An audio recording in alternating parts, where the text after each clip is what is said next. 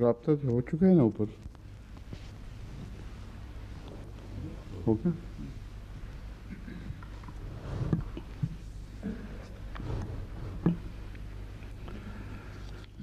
اعوذ باللہ من الشیطان الرجیم بسم اللہ الرحمن الرحیم یوصیکم اللہ فی اولادکم للذکر مثل حظ الانثیین فإن كن نساء فوق اثنتين فلهن ثلثا ما ترك وإن كانت واحدة فلها النصف ولوالديه لكل واحد منهم السدس مما ترك إن كان له ولد فإن لم يكن له ولد وورثه أبواه فلأمه الثلث فإن كان له إخوة فلأمه السدس من بعد وصية يوصي بها أو دين آباؤكم وأبناؤكم لا تدرون أيهم أقرب لكم نفعا فريضة من الله ان اللہ کان علیما حکیما. یہ وصیت کی وہ مرکزی آیت ہے جس پہ گفتگو جاری ہے.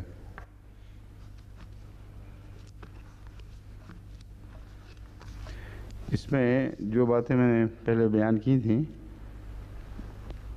ان میں ایک خاص بات یہ قابل توجہ ہے کہ جہاں یہ فرمایا ہے وَإِن كَانَتْ وَاحِدَةً فَلَهَا النِّصْفُ وَلِأَبَوَيْهِ لِكُلِّ وَاحِدٍ مِّنْهُمُ السُّدُسُ مِمَّا تَرَكَ إِن كَانَ لَهُ وَلَدٌ. یہاں حصے کو 1/6 کر دیا گیا ہے، والدین کے ایک اور برابر کیا گیا ہے.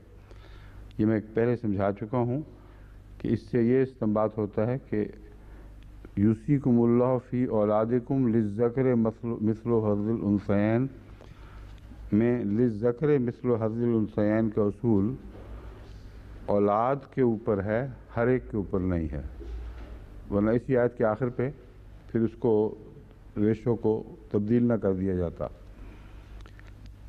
لیکن اگر والدین اولاد کے حکم میں آتے ہوں کسی موقع پر تو ان کے اندر پھر یہی 1 اور 2 کی نسبت بحال ہو جائے گی. اس لیے نہیں کہ اولاد کے علاوہ بھی 1 اور 2 کی نسبت کا حکم عام ہے، بلکہ اس لیے کہ وہ اولاد کے محل میں آئیں گے، یعنی اولاد نہ ہو تو ورثہ پائیں گے، تو پھر کیا ہوگا؟ پھر 1 اور 2 کی نسبت بحال. فَإِن لَمْ يَكُن لَهُ وَلَدٌ وَوَرِثَهُ أَبَوَاهُ فَلِأُمِّهِ الثُّلُثُ. بس اگر اولاد نہ ہو اور ورثہ ماں باپ پائیں، یہ شرطیں ہیں 2. اولاد نہ ہو، ماں باپ وارث بن رہے ہوں، فَلِأُمِّهِ الثُّلُث تو ماں کا تیسرا، یعنی باقی 2 حصے باپ کے چلے جائیں گے.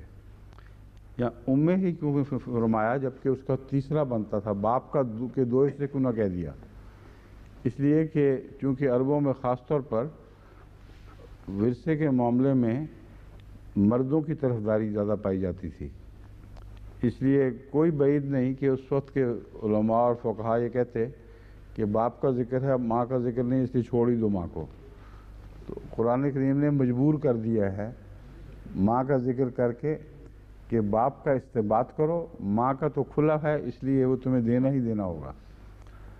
تو یہ بھی ایک اس وقت کے احتمالات کو سامنے رکھتے ہوئے قرآن کریم کی جو طرز بیان ہے، یہ قرآن کریم کی فصاحت و بلاغت پر ایک بہت ہی اعلیٰ دلیل ہے.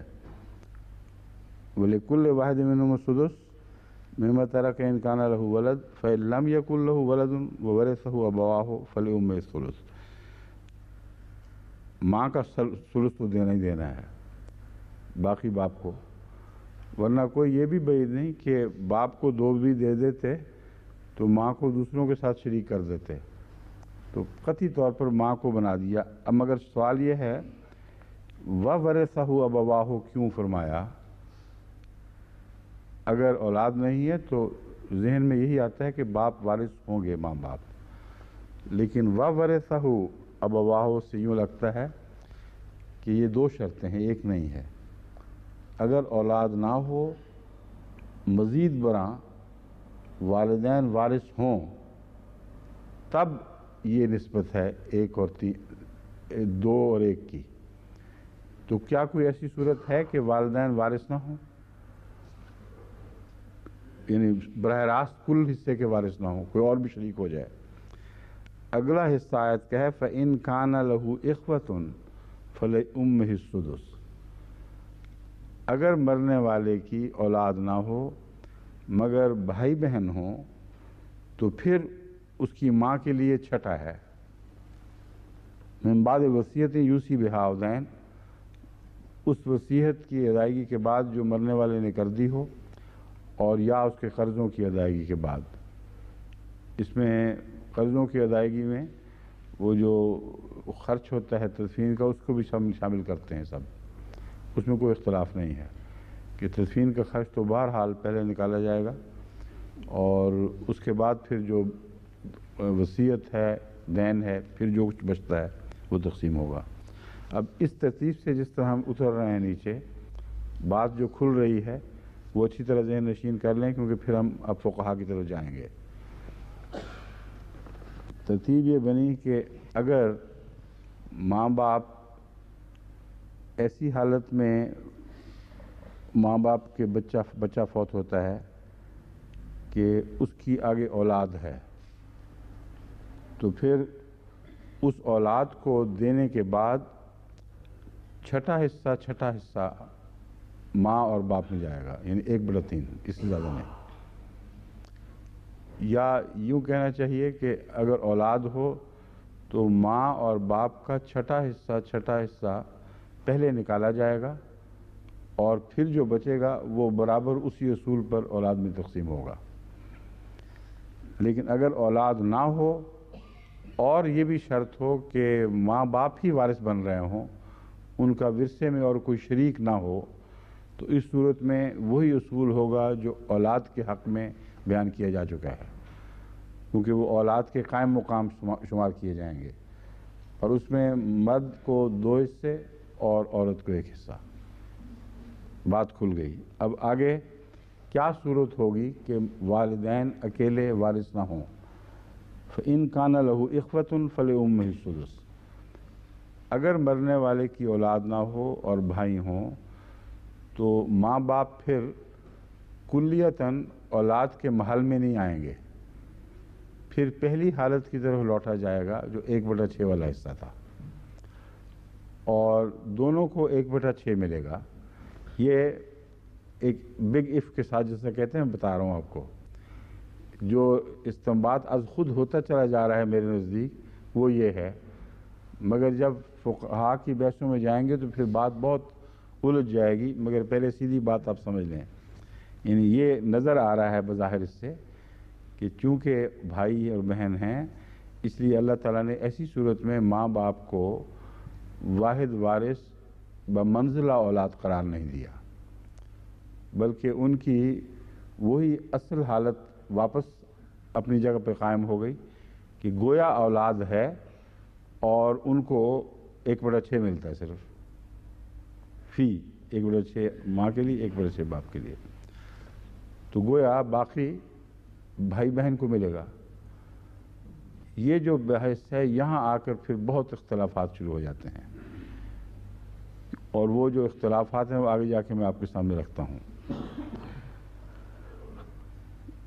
آباؤکم و ابناؤکم لا تدرون ایہم اقرب لکم نفعا، تمہارے آبا یعنی باپ و ابناؤکم اور تمہاری اولاد، آباؤکم میں ماں اور باپ دونوں شامل ہیں، لا تدرون ایہم اقرب لکم نفعا، تم نہیں جانتے کہ تم نفع کے لحاظ سے تم کس سے زیادہ نفع پاؤ گے، ان میں سے کون تمہارے زیادہ قریب ہے۔ یا اولاد سے نفع پا سکتا ہے انسان یا ماں باپ سے، یہ ایک ایسا بھید ہے جس کا علم غیب سے تعلق ہے، کوئی نہیں جانتا۔ لیکن یہ جو وصیت ہے یہ فریضۃ من اللہ ہے، اس فریضے میں کوئی تبدیلی کسی غیر قرآنی استدلال سے، قرآن کے استدلال سے باہر استدلال کر کے تم نہیں کر سکتے۔ یہ ہے بنیادی بات، دوسری یا آخری بنیادی بات جس سے ہم کسی صورت انحراف نہیں کر سکتے، اختیار ہی نہیں رکھتے۔ قرآن کریم نے جو بیان کر دیا یہ بطور فریضہ ہے، اس کو تبدیل کرو اگر دوسرے دلائل سے تو یہ درست نہیں بات بنتی۔ اس کے اندر رہو، اسی میں سے استنباط کرو۔ ان اللہ کان علیما حکیما، اللہ کے علم میں ہر بات ہے، وہ سب حکمتوں کا منبع ہے، تمام حکمتوں کا مالک ہے۔ اس لیے یہ نہ خیال کرنا کہ خدا کے علم میں کوئی بات نہیں آئی تھی جو بعد میں ظہور پذیر ہوئی، اس لیے اس آیت میں کچھ سقم رہ گئے ہیں۔ کوئی سقم نہیں ہے، اپنی عقلیں استعمال کرو، تمہیں اسی آیت میں سے سارے استنباط مل سکتے ہیں۔ یہ ہے میرا نظریہ اور موقف اس سے۔ اب جب ہم فقہا کے بحثوں میں چلتے ہیں تو پھر بہت سی نئی باتیں سامنے آتی ہیں۔ یہ آیت اس امر پر دلالت کرتی ہے، یہ جو میں نے پہلے بات کہی تھی اس پہ اتفاق ہے سب کو، کہ میت کی تجہیز و تکفین وغیرہ کے جملہ اخراجات اور وصیت وغیرہ کی اور قرض کی ادائیگی کے بعد پھر ترکہ شروع ہوگا، اس سے پہلے نہیں۔ ایک بحث اٹھائی ہے موانع ارث، ورثے کی راہ میں حائل کون کون سے ایسے موجبات ہیں یا ایسے امور ہیں جن کے نتیجے میں شرعی ورثہ مقرر ہونے کے باوجود کوئی شخص محروم الارث ہو سکتا ہے۔ اس بحث میں 3 چیزیں اٹھائی گئی ہیں، ایک غلامی، ایک کفر اور ایک قتل۔ غلامی اور کفر کی جو بحث ہے یہ آگے پھر غور طلب ہے، کیونکہ بہت سی باتوں کو استنباط کیا گیا ہے بغیر سارے حالات کا علم حاصل کیے بغیر، اور یہ فیصلہ کیے بغیر کہ یہ رسول اللہ صلی اللہ علیہ وسلم کے فیصلے یا قرآن کے فیصلے ان خاص حالات پر اطلاق پاتے تھے یا عمومی ہیں۔ مثلا جنگ ہو رہی ہے، جنگ کے دوران کفار الگ ہو گئے، مسلمان الگ ہو گئے، اور کفار نے مسلمانوں کو ان کی تمام جائیدادوں سے محروم کر دیا، ان کے گھروں پر قابض ہو گئے۔ اب ایسی صورت میں اگر یہ حکم ہو کہ ورثہ ان کو بھی نہیں ملے گا تو اس کا محرک یہ بات بنتی ہے، نہ کہ ایک دائمی اصول۔ 2 باتیں استنباط ہو سکتی تھیں، جنگ ہو رہی ہے، اہل مکہ جو قریش تھے جو انہوں نے مسلمانوں کو ہجرت پر مجبور کیا، ان کی جائیدادوں پہ قبضہ کر بیٹھے، ہر حق سے ان کو محروم کر دیا گیا، اور اب ورثے کی آیت کیا ان کو ورثہ دلوائے گی کہ چونکہ وہ ان میں سے مہاجرین میں سے کوئی فوت ہو گیا، مدینے جا کر اس بیچارے کو مواخات کے ذریعے کچھ ملا، انصار نے قربانیاں کیں، یا بعد میں خدا تعالیٰ نے فضل کے دوسرے دروازے کھولے، تو چونکہ ورثے کی آیت نازل ہو گئی ہے اس لیے مشرک بچے اگر رہ گئے ہیں پیچھے تو ان کا ورثہ ان کو بھجوا دیا جائے۔ یہ غیر معقول بات ہے۔ یہاں عام حالات کے تقاضے پورے نہیں کیے جائیں گے، بلکہ وہ مخصوص حالات جو پیدا ہوتے ہیں وہاں بعض چیزیں معطل ہو جاتی ہیں۔ تو ارث سے محرومی مراد نہیں ہے، تعطل مراد ہے۔ بس اگر یہ حالات دور ہو جائیں اور دونوں طرف سے انصاف کے تقاضے پورے ہوں تو پھر یہ کہنا کہ یہ آیت غیر مسلموں کو مسلمانوں کا وارث ہونے سے روک، یعنی یہ دلائل مسلمانوں کو کی جائیداد کا غیر مسلموں کو وارث ہونے سے مانع ہے، یعنی یہ نتیجہ نکالنا درست نہیں ہوگا۔ یہ ویسے ہی معاملہ ہے جنگی حالات میں جیسے لونڈیوں کے استعمال کی اجازت ہے۔ حضرت مسیح موعود علیہ الصلوۃ والسلام قطعیت کے ساتھ یہ فیصلہ دے چکے ہیں کہ یہ دراصل مشروط احکامات ہیں۔ اگر دشمن تمہاری عورتوں سے یہ سلوک کرتا ہے تو تمہیں حق ہے کہ تم ایسا ہی کرو، اور اگر نہیں کرتا اور تم پھر کرو گے تو تمام مسلم خواتین کی بے حرمتی کے تم ذمہ دار ہوگے۔ اس لیے قرآن کریم سے ایسا استنباط کرنا جو مسلمان عورتوں کی عزت پر حرف ڈالنے والا ہو، یہ بالکل ناجائز ہے، اور کوئی معقول مسلمان اس کو قبول نہیں کر سکتا یا نہیں کرنا چاہیے اس کو۔ تو وہ جنگ کے حالات ہیں۔ یہ جو استنباط کیے گئے ہیں بہت سارے کفر کے متعلق، یہ جنگ کے حالات ہیں، اور ان احادیث سے جو استنباط کیے گئے ہیں ان میں اکثر فقہا نے یہی نتیجہ نکالا کہ نہ کافر کا ورثہ مسلمان پائے، نہ مسلمان کا ورثہ کافر پائے۔ اس استنباط میں اگر وہ کمزوری بے شک ہو جو میں نے بیان کی ہے کہ جنگ کے خاص حالات کو عام بنا دیا گیا ہے، وہ مشروط باتیں تھیں جن کو عام کر دیا گیا، مگر انصاف کی کمزوری نہیں ہے اس فیصلے میں، کیونکہ اگر کافر کا بچہ مسلمان ہو کر ارث سے محروم ہوتا ہے، اگر مسلمان کا بچہ کافر ہو کر وراثت سے محروم ہوتا ہے، تو پھر کافر کا بچہ مسلمان ہو کر وراثت سے محروم ہو جائے، برابر ہو گیا دونوں، اور قرآن کریم کا جو انصاف کا اصول ہے وہ اطلاق پا گیا، تو اس نقطۂ نگاہ سے قابل اعتراض نہیں رہتا۔ مگر ایک اور نقطۂ نگاہ سے قابل اعتراض ہو جاتا ہے، وہ یہ کہ تمام صحابہ جن کے ماں باپ کا مواحد ہونا ثابت نہیں بلکہ اکثر کا مشرک ہونا ثابت ہے، انہوں نے اپنے مشرک ماں باپ سے ورثہ پایا، اور جب پایا تو پھر یہ اصول کہاں گیا کہ نہ مشرک کا بیٹا کا مسلمان وارث ہو، نہ مسلمان کا مشرک یا غیر مسلم وارث ہو۔ وہ تو مشرک کی بحث نہیں کرتے، غیر مسلم کی بحث کرتے ہیں۔ تو اس صورت میں پھر ایک اور بیچ میں ایک روک پیدا ہو گئی عقلی، کہ یہ تو پھر درست نظر نہیں آتا۔ بس لازماً ہمیں اس سے یہی استنباط کرنا ہوگا کہ جنگ کے حالات میں برابری کا اصول ہے جو بالا ہے، اور اس وقت عارضی طور پر عام حالات کے فیصلے معطل ہو جاتے ہیں، منسوخ نہیں ہوا کرتے۔ تعطل کے زمانے کی باتیں عام زمانوں پر کھینچ کر زبردستی عائد کرنا بہت سی خرابیاں پیدا کر دے گا، اور اکثر خرابیاں یہ اسی وجہ سے پیدا ہوئی ہیں۔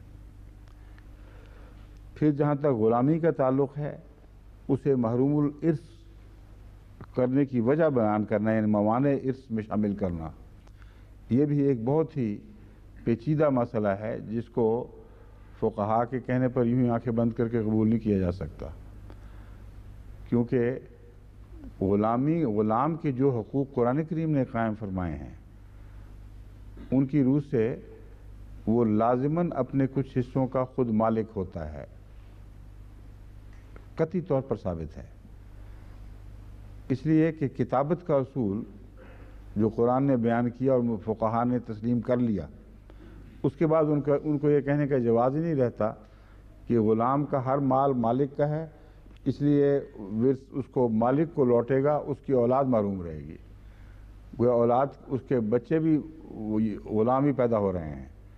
یہ بھی اسلام کو قبول نہیں ہے، ہرگز درست نہیں کہ غلام کے بچے بھی غلام پیدا ہوتے ہیں۔ ہر بچہ جو پیدا ہوتا ہے آزاد پیدا ہوتا ہے۔ اس کے متعلق قرآن کریم اور احادیث بالکل کھلے طور پر روشنی ڈال رہے ہیں، کسی کو اس سے اختلاف کا حق نہیں، سوائے اس کے کہ ضد کر کے کر لے۔ تو وہ بچے جو آزاد پیدا ہوئے، ان بچوں کا کیا قصور ہے کہ وہ غلام کے گھر پیدا ہوئے، اور غلام کا کسی چیز کا مالک نہ ہونا یہ کہاں سے ثابت ہوا؟ جبکہ قرآن کریم فرماتا ہے کہ اگر غلام یہ کہے کہ مجھ سے پیسے لے لو میرے اور مجھے آزاد کرو، تو فرض ہوگا کہ اسے آزاد کیا جائے۔ اس کے پیسے کہاں سے آئے؟ اگر اس کا اپنا کچھ ہے ہی نہیں تو کہاں سے آگے پیسے؟ اور پھر دوسری بات یہ کہ یہ بھی اگر وہ کہے کہ میں بعد میں کما کے دوں گا، تب بھی مسلمان اس وقت جو حاکم ہے یا قاضی ہے، اس کا فرض ہے کہ اس کے حق میں فیصلہ کر کے آپس میں سمجھوتا کرا دے. قضا اس لیے نہیں بیٹھے گی کہ یہ اس کا دعویٰ مانا جائے یا نہ مانا جائے. قضا اس لیے بیٹھے گی کہ اس معاہدے کی صورت میں غلام مناسب شرطیں پیش کر رہا ہے یا غیر مناسب پیش کر رہا ہے. یہ تو نہیں کہہ رہا کہ میں 50 سال میں 10 روپے سالانہ دے کر اپنی گردن آزاد کراؤں گا، بلکہ معقول جو اس زمانے کے رائج الوقت اقتصادی تقاضے ہیں ان کو پورا کرتے ہوئے، ان کو ملحوظ رکھتے ہوئے معقول شرطیں دونوں کے درمیان طے ہونی چاہیے. یا مالک ضرورت سے زیادہ سختی کر رہا ہے، وہ کہتا ہے نہیں بس 2 قسطوں کے اندر ادا کرو، 6 مہینے کی 2 قسطیں اور ختم.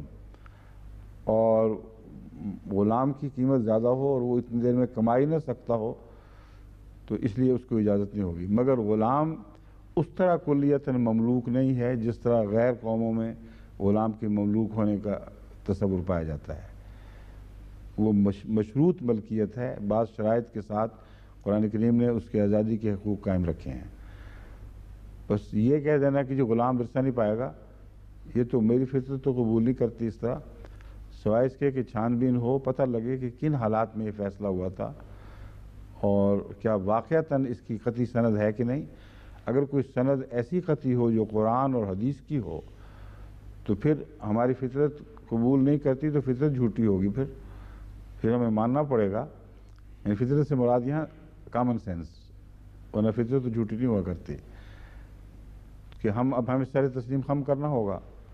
یہ نہیں کہہ سکتے کہ ہماری فہم بالا ہے اور اس قطعی سند کے مقابل پر بھی ہماری فہم چلے گی اور یہ سند نامنظور ہوگی. مگر سند کی قطعیت بہت ضروری ہے، اور یہ بھی ضروری ہے کہ سند ان تمام حالات پر روشنی ڈال رہی ہو جن حالات میں فیصلہ کیا گیا ہے. اور یہ بھی ضروری ہے کہ ثابت ہو کہ اس کے اور استنباط ممکن نہیں ہیں. اگر اور استنباط ممکن ہو تو ایک ہی استنباط کر کے اسے شریعت کا حصہ قرار دینے کا کسی کو حق نہیں ہے. پھر دونوں طرف کھلی چھٹی ہے. پھر ہر انسان اپنے تقویٰ کے مطابق پوچھا جائے گا. اگر ایک سے زیادہ استنباط ہو سکتے ہیں تو ایک آدمی اگر تقویٰ سے استنباط میں اختلاف کر رہا ہے تو اس کا حق ہے، اور اگر تقویٰ سے استنباط نہیں کیا تو خدا پکڑے گا. مگر سوسائٹی کا یہ حق نہیں ہے کہ اپنے استنباط کو زبردستی دوسرے پر ٹھونس دے. یہ علمی بحثوں کا تعلق ہے، جہاں تک یہی طریق ہے. لیکن اگر بعض استنباط کو، کسی کے استنباط کو یا بعض علماء کے استنباط کو قبول کر کے قوم بحیثیت قوم ایک فیصلہ دے دے تو اس پر عمل کرنا اس لیے ضروری نہیں ہے کہ شرعاً وہی درست ہے. اس پر عمل کرنا اس لیے ضروری ہے کہ قوم کو حق ہے قانون سازی کا، اور اس نے اس حق کو استعمال کیا ہے قرآن کریم کے ایک استنباط یا حدیث کے استنباط کے تعلق میں. بس قانون کا پابند ہے چونکہ انسان، اس لیے اس کے لیے انحراف کی وہاں گنجائش نہیں رہتی. انفرادی طور پر اس کے باوجود وہ یہ کہنے کا حق رکھتا ہے کہ میرے نزدیک یہ مضمون جو یہ سمجھے ہیں درست نہیں، جو مضمون میں سمجھ رہا ہوں وہ درست ہے. لیکن فیصلے کے سامنے سر تسلیم خم ہوگا. اب ایک احمدی کو جہاں سزا مل جاتی ہے وہاں یہ مطلب تو نہیں کہ وہ احمدی یہ حق ہی نہیں رکھتا کہ لا الہ الا اللہ محمد رسول اللہ کا کہ دعوے سے دستبردار ہو، کہ اس پر قائم رہے، اور ڈیموکریسی کی وجہ سے اس دعوے سے دستبردار ہو جائے. یہ ڈیموکریسی کا کوئی حق نہیں. ڈیموکریسی نے کوئی ظالمانہ فیصلہ کیا ہے تو جب تک اس میں طاقت ہے اس فیصلے پر عمل زبردستی سزائیں دے کے تو کرا سکتی ہے. مگر کسی احمدی کے دل سے یا منہ سے کلمہ توحید کے خلاف کچھ نکلوانے کا نہ سوسائٹی کا حق ہے، نہ خدا اسے اجازت دیتا ہے، نہ دنیا کے دستور اس کو اجازت دیتے ہیں. بس یہ ہیں وراثت کے پر چسپاں ہونے والے اصول بھی جو یکساں عالمی اصول ہیں.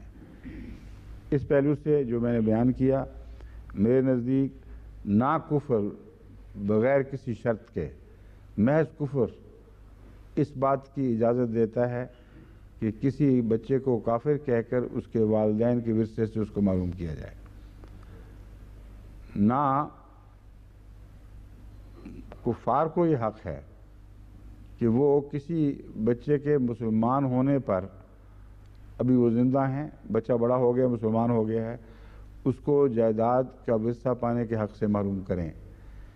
یہ بنیادی انسانی حقوق ہیں جو برابر دو طرفہ چسپاں ہوں گے، اور اس میں فرق کرنے والا انصاف سے خلاف ورزی کر رہا ہوگا، سوائے ان حالات کے جن مخصوص حالات میں جنگ کی حالت میں آن حضرت صلی اللہ علیہ وآلہ وسلم نے بعض جوابی کارروائیوں کے نتیجے میں فیصلے دیے۔ سمجھ گئے ہیں بات؟ یہ اس کے متعلق مزید انشاءاللہ میں تحقیق کروں گا، خواہ اس درس میں یا بعد میں کسی وقت آپ کے سامنے پھر دلائل رکھوں گا ان علماء کے جنہوں نے غلامی، کفر اور قتل کو موانع ارث قرار دیا ہے۔ قتل میں تو ایک بات بالکل واضح ہے، جو شخص کسی کی جان لیتا ہے وہ اپنی جان کے حق سے محروم ہو جاتا ہے۔ وہاں ورثے کی بحث نہیں، وہ دراصل ہر حق سے محروم ہو جاتا ہے، تبھی اس کو قتل کر دیا جاتا ہے۔ جب تک زندہ ہے روٹی تو دینی ہے اس کو، مگر جب قتل کا فیصلہ ہوگا تو عملاً یہ فیصلہ ہے کہ اس نے ایک شخص کو اس کی زندگی کے حق سے محروم کیا، یعنی ہر وہ چیز جو اس کی تھی اس کے حق سے محروم کر دیا۔ اس لیے یہ بھی از خود ان تمام حقوق سے محروم ہو گیا اگر قضاء یا عدالت فیصلہ دے دے کہ واقعتاً قاتل ہے۔ ہاں اگر محروم ہوا ہے تو کچھ اور لوگ حقدار بنے ہیں، وہ حقدار اگر از خود حق چھوڑیں تو اس کا قتل بھی معاف ہو سکتا ہے، پھر ایک نئی زندگی ملتی ہے، یہ الگ باتیں ہیں۔ مگر قتل کا محروم موانع اس میں شامل ہونا یہ قرین عقل بات ہے، اس لیے میں اس کو چھوڑ دیا ایک طرف۔ قاتل جس کو قتل کرے اس کا وارث نہیں ہو سکتا، یہ تو ایسی بات ہے جس کے خلاف کوئی قرآنی دلیل نہیں دی جا سکتی، کیونکہ جس نے قتل کیا وہ قتل کا سزاوار ہوا۔ جب قتل کا سزاوار ہوا تو ورثہ کیسے پائے گا؟ ورثہ تو اس نے تب پانا جب وہ شخص مرتا اپنی طبی موت۔ جو فیصلے ہیں وہ طبی موت کے اصول کے پیش نظر ہیں، لیکن کسی کو ورثے کی خاطر قتل کر دیا جائے، اس سے ورثہ اس کو نہیں مل سکتا پھر، کیونکہ غیر قانونی حرکت کے نتیجے میں کچھ فائدہ حاصل نہیں کیا جا سکتا۔ یہ اصول ہے جو مانع ارث بن جائے گا اس صورت میں۔ اب آگے ہے ماں، بابت ماں اور بھائی کا حصہ۔ یہ جو آیت ہے، اگر اس کی اولاد نہ ہو اور بھائی بہن ہو تو پھر ماں کو 1/6 ملے گا۔ اب میں اس کی طرف واپس آ رہا ہوں۔ سب سے زیادہ جو الجھن والی بحثیں ہیں وہ اس حصے میں شروع ہو جاتی ہیں۔ حضرت ابن عباس کہتے ہیں، یعنی تفسیر کبیر رازی میں ہے، اس کی چھان بین کی کہاں کہا حضرت ابن عباس نے، یہ ابھی تک ہم نے نہیں کی، آپ لکھنا ان کو، یا وہ سن رہے ہیں تو خود ہی بھیج دیں گے کہ ابن عباس کا جو حوالہ دیا گیا اس کو بھی دیکھا جائے، ورنہ لوگوں کو بہت شوق ہے کہ فتویٰ ابن عباس کی طرف اور عام حدیث ابو ہریرہ کی طرف منسوب کر دی جائے۔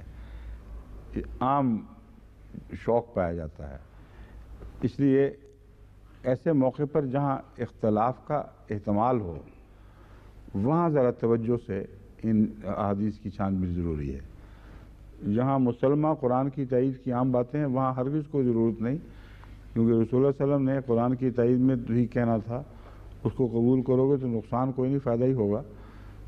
لیکن جہاں اختلافات کے موضوع پر ایسی حدیثیں ہوں وہاں ضروری ہے کہ ذرا ٹھہر کر غور کر کے، اس انگریزی میں کہتے ہیں with a pinch of salt, ان کو قبول کیا جائے اور دیکھا جائے کہ حقیقت میں ان کے اندر وہ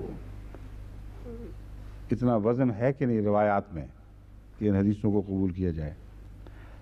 اب سنیے، ابن عباس کہتے ہیں کہ بھائی وہ چھٹا حصہ پائیں گے جس چھٹے حصے سے وہ والدہ کو محروم کر رہے ہیں، اور جو باقی ہوگا وہ والد کو ملے گا۔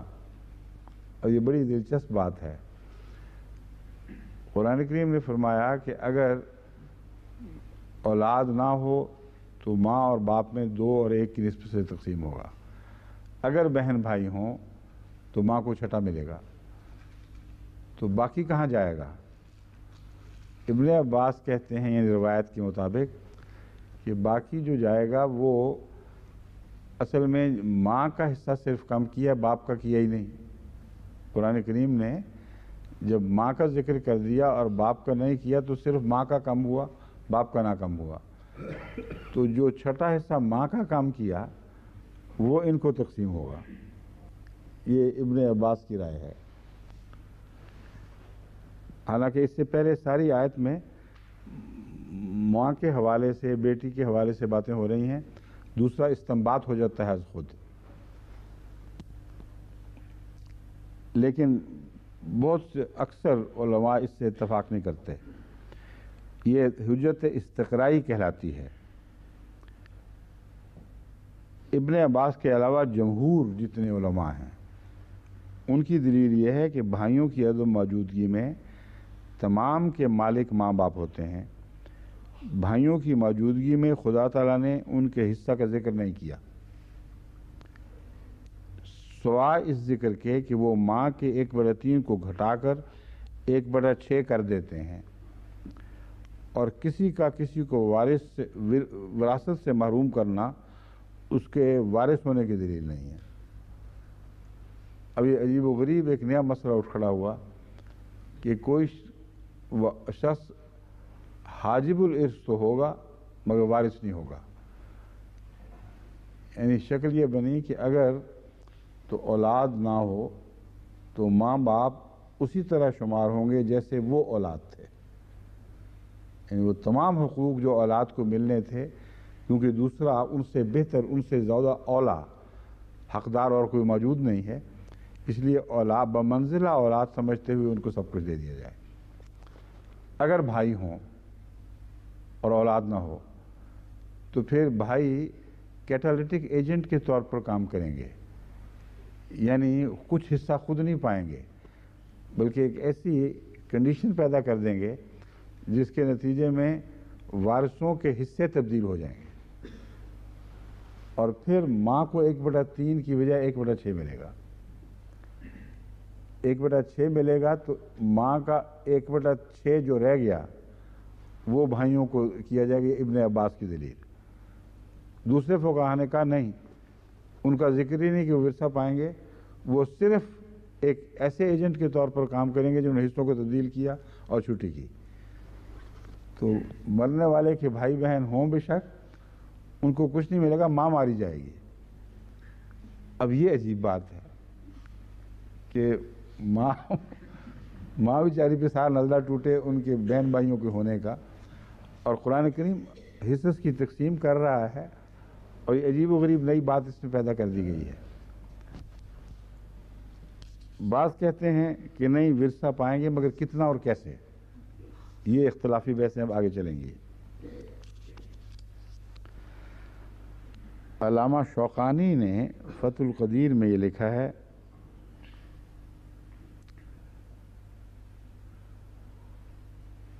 کہ علماء کا اس بات پر اجماع ہے۔ یہ اجماع والی بحث جو ہے یہ تو مشکوک ہے ساری، اجماع کہہ دیتے ہیں، ہوتا کوئی اجماع نہیں ہے۔ علماء کا اس بات پر اجماع ہے کہ مورث کی اولاد ہو تو متعین حصے والے ورثوں کا حصہ پہلے دیا جائے، پھر بچ جانے والا مال للذکر، یہ تو ٹھیک ہے، اس کے خلاف کوئی بات ہمارے علم میں نہیں، یہ ٹھیک کہتے ہیں، اجماع یہ ہے۔ وہ جو پہلے باتیں ہو چکی ہیں ساری، کہ پہلے اس کے وصیت کے معاملات طے ہوں، اس کے قرضے ادا ہوں، جو بچے وہ ماں باپ میں برابر کر دو، اس میں تو واقعی کوئی اختلاف کہیں نہیں ہے۔ آگے ایک معاملہ اٹھ کھڑا ہوا ہے بیٹی بہن پوتی کا حصہ۔ اب پوتی واپس آ گئی ہے اور بغیر پوتے کے ذکر کی آئی ہے، اور یہ حدیث اگرچہ بخاری کی بیان کی گئی ہے مگر حدیث کا انداز بتا رہا ہے کہ یہ ہو نہیں سکتا، کیونکہ ایک ایسی فرضی بات نظر آ رہی ہے بیچ میں جو حضرت صلی اللہ علیہ وسلم کی طرف منسوب کرنا درست معلوم نہیں ہوتا، معلوم ہوتا ہے کسی نے جس کا مقصد حل ہوتا تھا اس سے، اس نے کوئی بھی چیز الٹ پلٹ کی ہے اس کے بیچ میں. اس کی دلیل میں آپ کو پہلے حدیث سنا دوں پھر بتاتا ہوں. کہتے ہیں اب یہ حدیث جس طرح بنی ہے پیچیدگی کے ساتھ، یہ بھی بڑا قابل غور بات ہے. ابو موسیٰ سے پوچھا گیا کہ اگر کوئی شخص مر جائے اور وہ رسا میں ایک بیٹی، ایک پوتی اور ایک بہن چھوڑ جائے، یہ معین مثال دی، جس کا مطلب ہے کہ جو پوچھا گیا وہ بیان کرنے والے ان کے سامنے ایک واضح مسئلہ تھا اور وہ کچھ چاہتے تھے کچھ خاص طریقے سے دلوایا جائے.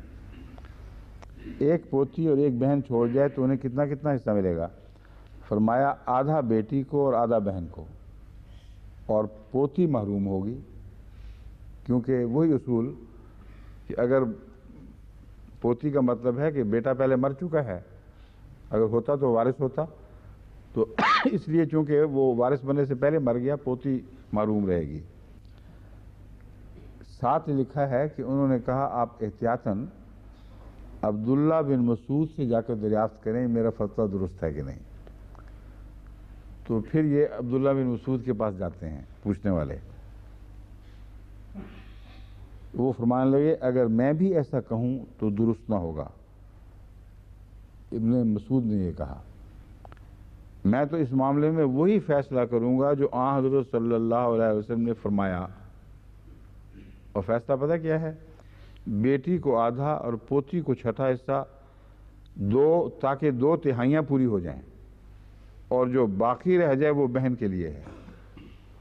یہ کہاں ہے واقعہ کوئی ایسا؟ رسول اللہ صلی اللہ علیہ وسلم کی زندگی میں اگر ہوا ہوتا تو یہ پوتے والے کی بحث جو تھی وہ ساری حل ہو جاتی اور تمام علماء یہ باتیں پیش کرتے. یہ معلوم یہ ہوتا ہے اس حدیث سے کہ ابن عباس یہ حوالہ دے رہے ہیں کہ رسول اللہ صلی اللہ علیہ وسلم کی زندگی میں اس قسم کی کوئی بات ہوئی تھی تو آپ نے فتویٰ دیا تھا. اگر یہ استنباط ٹھیک نہیں تو دوسرا اس سے بھی زیادہ بعید قیاس ہے کہ ایک واقعہ نہیں ہوا اور گویا رسول اللہ صلی اللہ علیہ وسلم اس باریک مسئلے میں ایک پیشگوئی فرما رہے ہیں کہ ایک وقت آنے والا ہے جب کہ ایک مرنے والے کی ایک بیٹی ہوگی، ایک بہن ہوگی اور ایک پوتی ہوگی. اس وقت تم پوتی کو 1/6 دینا تاکہ 2/3 پوری ہو جائیں. یہ دلیل بھی دی ساتھ. یہ رسول اللہ صلی اللہ علیہ وسلم کا طرز بیان ہی نہیں ہے، اور جو معاملہ سامنے نہ آیا ہو اس طرح وضاحت کے ساتھ اتنی باریکی سے اتر کے فتاوی دینا جبکہ فتویٰ سامنے ہونا رسول اللہ صلی اللہ علیہ وسلم کا طریق ہرگز نہیں. نہ خدا کا یہ طریق ہے کہ اس قسم کی پیشگوئیاں وہ کروائے، کبھی بھی نہیں ہوا. تو لفظ بخاری کے سے مروب ہو کر ایسی بات قبول کر لینا جو آن حضرت صلی اللہ علیہ وسلم کی مسلمہ شخصیت سے ٹکراتی ہو، حالات جس سے متصادم ہوں. اور حالات کے متصادم ہونے کے لیے یہ بات کافی ہے کہ اگر حضور اکرم صلی اللہ علیہ وسلم کی زندگی میں بین ہی ایسا واقعہ درپیش پیش آیا ہوتا تو پھر سب صحابہ کے علم میں یہ بات تھی، پھر ابو موسیٰ کو ٹیڑھا فتویٰ دینے کی کیا ضرورت تھی جو انہوں نے کہا کہ غلط فتویٰ دے دیا. اور پھر تمام فقہاء اس کا حوالہ دیتے کہ حضور اپنی زندگی میں یہ فیصلہ فرما گئے ہیں اس لیے اس کو قبول کرو. وہ اس کا حوالہ اس لیے نہیں دے رہے کہ یہ زندگی کا فیصلہ نہیں ہے، بعد میں آنے والا ایک واقعہ ہے جس کے لیے ایک دلیل ڈھونڈی گئی ہے. اس سے زیادہ اس کی کوئی حیثیت نہیں.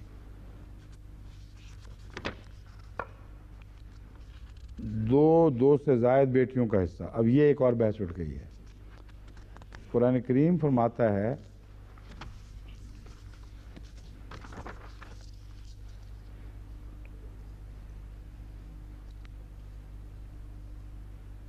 فَإِن كُنَّ نِسَاءً فَوْقَ اثْنَتَيْنِ فَلَهُنَّ ثُلُثُ. اگر بیٹیاں 2 سے زائد ہوں، فوقہ میں نے اس سے اوپر، فَلَهُنَّ ثُلُثُ تو ان کو 2/3 دے دیا جائے گا، ان میں برابر تقسیم کیا جائے گا.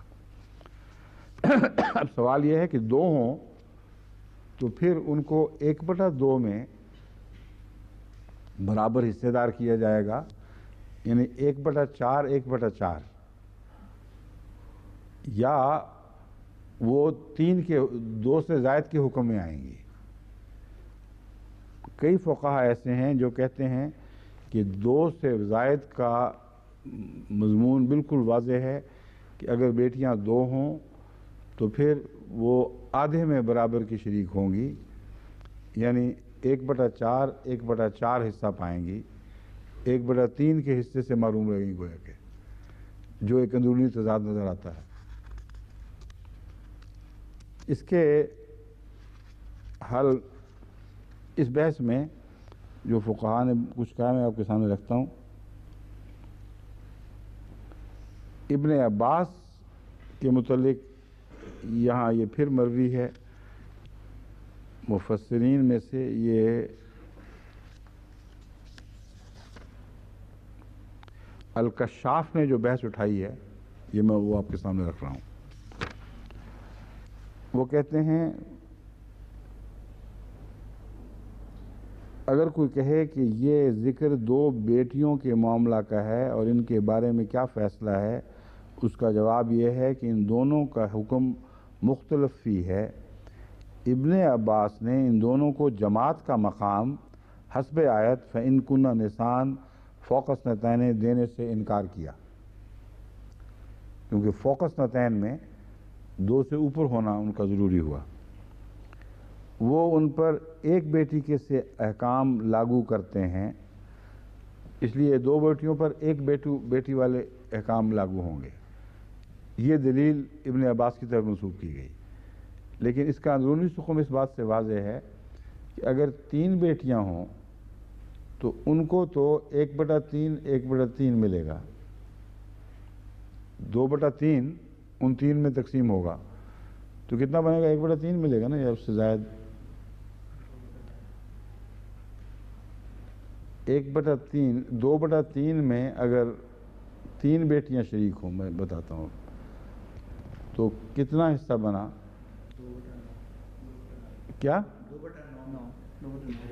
نہیں ایک کو کتنا ملا؟ ایک بیٹی کو 2/3 کا 1/3. ہاں تو کتنا بنتا ہے ٹوٹل؟ 2/9 یعنی نصف سے کم، اور 1/3 سے زیادہ. 1/3 سے زیادہ ہوا نا کہ نہیں؟ ہاں ٹھیک ہے. اور اگر 4 ہوں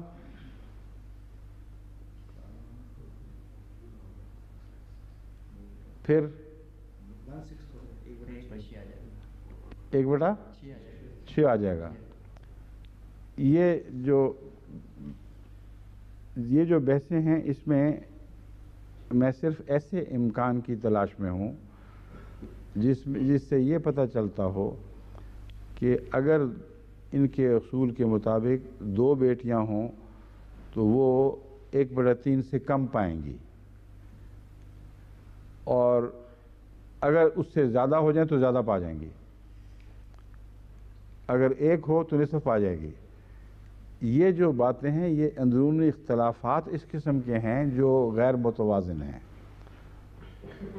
اگر ابن عباس کے متعلق جو روایت منسوب کی گئی اس کو ہم قبول کر لیں تو صورتحال یہ بنتی ہے کہ اگر ایک بیٹی ہو تو نصف لے لے گی، دوسری ہوئی تو وہ ماری گئی، اور اس کی شریکہ آ گئی ایک اور وہ اس کو آدھا بانٹ لے گی، اور تیسری ہوئی تو پھر خوش قسمتی ہے، وہ 1/4 سے حصہ پھر بڑھا دیں گے، کیونکہ 4.5 آپ نے بتایا نا، 1/4 کی بجائے 1/7 کتنا بنا؟ وہ پھر معین بتائیں. 2/9 کتنا بنا؟ 1/4 سے کم ہے، زیادہ نہیں ہے، 1/4 سے کم. ٹھیک ہے، یہی تو میں کہنا چاہتا تھا. 1/4.5 ہے، زیادہ نہیں ہوا کم ہوا، تو 3 ہوئیں تو 1/4 سے اور کم ہو گیا، اور اگر 2 ہوں تو دونوں کسی صورت میں بھی 1/3 نہیں پائیں گی. سمجھے آپ؟ اب یہ جو بحث ہے 2 کا قصور کیا ہے؟ 2/3 میں شریک کیوں نہیں ہوں گی؟ یہ اصول، یہ بحث ہے جو قابل توجہ ہے، کیونکہ اس طرح ان کے حصوں کے اندر ایسی تفریق ہوتی ہے جس کے لیے کوئی معقول وجہ دکھائی نہیں دیتی، اس لیے علماء کو اس بات کو قبول کرنے میں تردد رہا ہے، اور انہوں نے بجائے اس کے کہ اس عقلی دلیل کو استعمال کریں اور یہ کہہ کے رد کر دیں، احتیاط کی ہے اور کوشش کی ہے کہ قرآن کریم یا حدیث سے ہی وہ دلیل ڈھونڈ لیں جس سے ابن عباس کی طرف منسوب اس بات کو رد کیا جا سکے۔ سمجھ گئے ہیں بات اب؟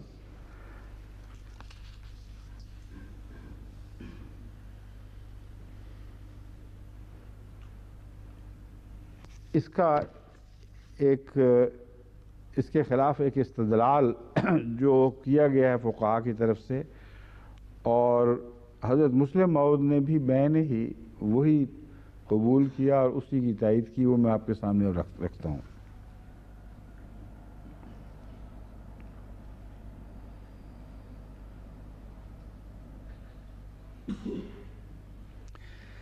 بعض فقہاء کہتے ہیں کہ اصل میں فرق ہے ہی کوئی نہیں، اور شیعہ مسلک اس کی تائید کرتا ہے زیادہ تر۔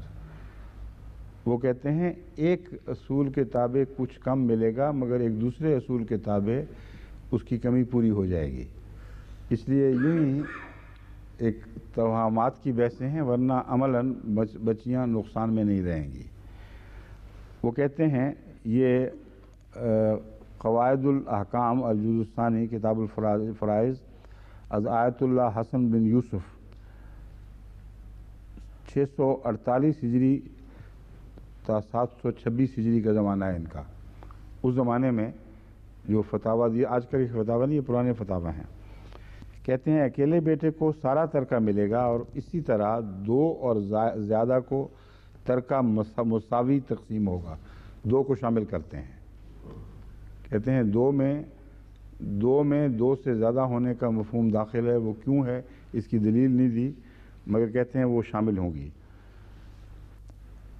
اور دو یا دو سے زیادہ بیٹیوں کو 2/3 ملے گا، اور باقی 1/3 رد کے طور پر انہیں ملے گا، اور اگر اولاد میں بیٹے اور بیٹیاں ہوں تو ترکہ للذکر مثل حظ الانثیین کے مطابق ہوگا۔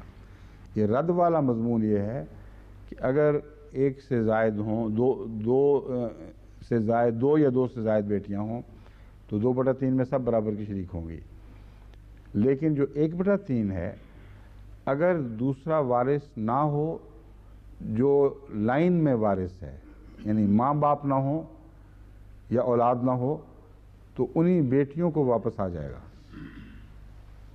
اولاد تو خیر ہے ہی نہیں، اور بیٹیاں ہی ہیں، اگر ماں باپ نہ ہوں تو انہی بیٹیوں کو واپس مل جائے گا۔ اس کو کہتے ہیں رد، یعنی چونکہ معین واضح وارث اس بقیہ حصے کا پانے والا دعوے دار موجود نہیں ہے، اس لیے جس کو نسبتاً کم ملا تھا وہی اولا ہے حق میں، اس کو واپس آ جائے گا۔ یہ ہے فتویٰ آیت اللہ حسن بن یوسف کا۔ منہاج الصالحین کتاب میراث میں یہ لکھا ہے، اور یہ بھی فتویٰ ان کا ہی ہے، شیعہ فتویٰ ہی ہے۔ اکیلا بیٹا وارث ہو تو تمام مال اسے ملے گا، اور اسی طرح اکیلی بیٹی ہو تو تمام مال اسے ملے گا۔ اب حضرت فاطمہ رضی اللہ تعالی عنہا ان کے پیش نظر ہیں چونکہ، اس لیے اس پہلو سے یہ فتویٰ کمزور ہو جاتا ہے، کیونکہ اکیلی بیٹی کا وارث ہونا یہ ایک بہت ہی اہم متنازع فی مسئلہ بنا ہوا ہے، اور اگر یہ کہہ دیں کہ نہیں ہو سکتی تو حضرت فاطمہ رضی اللہ تعالی عنہا کی بحث ساری ختم ہو جائے گی کہ باغ فزق میں سے مجھے دو یا خیبر کی زمینوں میں سے مجھے دو۔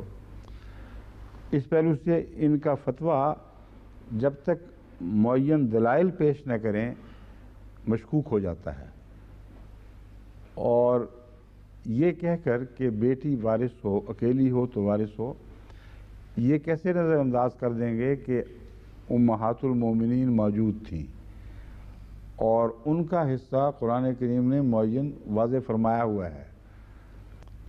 تو یہ اگر فتویٰ ہے ان کا، صرف اس صورت میں اطلاق پا سکتا ہے کہ ایک بیٹی ہو اور لائن میں وہ وارث نہ ہوں جن کے متعلق قرآن کریم نے واضح طور پر ان کو وارث قرار دیا ہو، پھر رد کے طور پر اس کو مل جائے، پھر اس میں کوئی حرج نہیں، اس میں کوئی قرآن کی مخالفت نہیں ہے۔